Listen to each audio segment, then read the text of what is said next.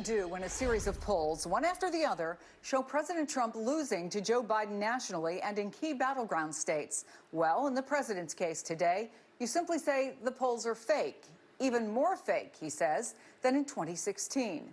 And what about accepting the outcome of the election, even if he loses? Can you give a direct answer? You will accept the election? I have to see. Look, I have to see. No, I'm not going to just say yes. I'm not going to say no, and I didn't last time either. Joining me now, two men who have given a lot of thought to this. George Will, whose opinion column this past week warned the worst is yet to come, and Ian Bremmer, founder and president of the Eurasia Group, which just updated its assessment of the impact coronavirus could have on the 2020 election. So great to have both of you here. So, Ian, coronavirus means more people voting by mail, and the president continues to kind of lay the groundwork to make an argument that if he loses, it was a rigged election because mail-in voting is not secure. What does your new assessment find? It's that, and it's also that when lots of people turn up on the day, that actual voting mechanisms are going to be much more difficult to run effectively, as we saw in the Georgia primaries, for example, back in June 9th. So you bring those two things together, and it's really an unprecedented environment to try to pull off an election without a hitch, even if you had two presidential candidates that were prepared to accept the outcome.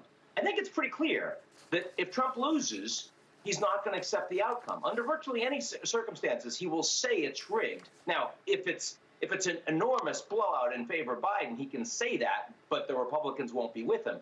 If he says that and it's close, the ability to actually question in a number of swing states the election mechanisms as they occurred and have say, Democratic-controlled legislatures or governors and Republicans on the other side, and many of these swing states actually submit different outcomes to the Congress, that's completely plausible in a close election. And I don't think people are yet prepared for that outcome, frankly.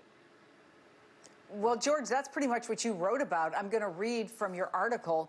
Given Trump's reckless lying and the supine nature of most Republican office holders, it is imperative that the November 3rd result be obvious that evening. An unambiguous decision by midnight Eastern time, November 3rd, will require a popular vote tsunami so large against the president that there will be a continent-wide guffaw when he makes charges, as surely he will, akin to those he made in 2016. How worried are you, George, about what the president might say and maybe more to the point do on November 4th?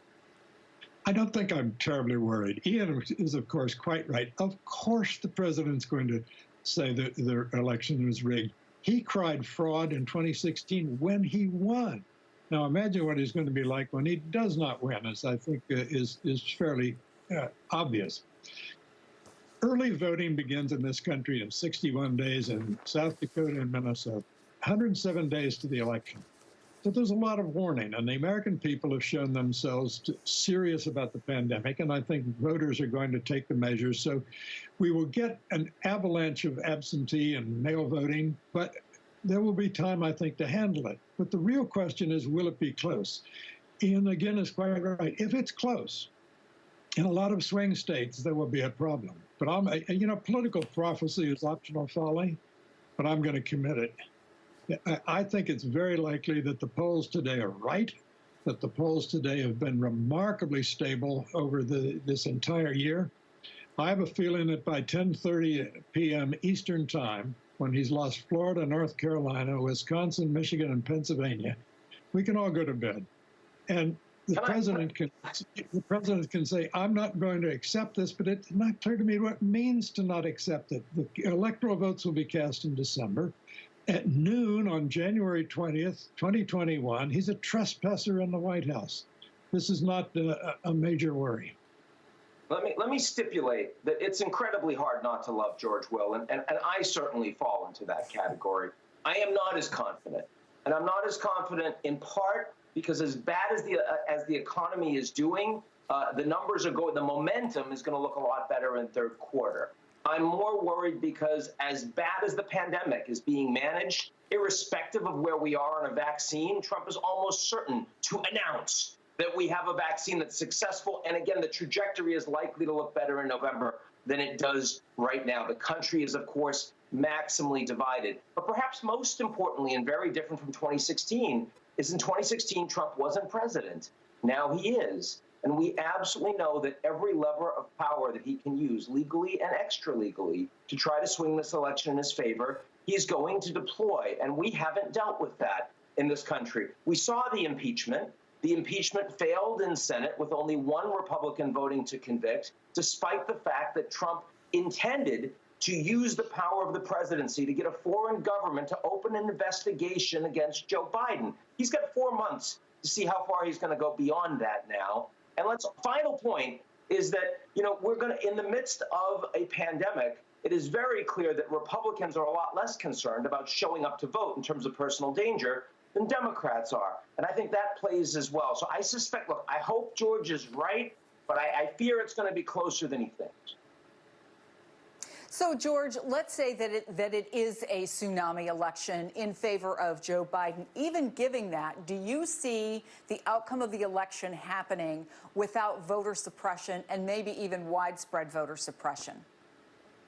I think the country is alert to this as an issue.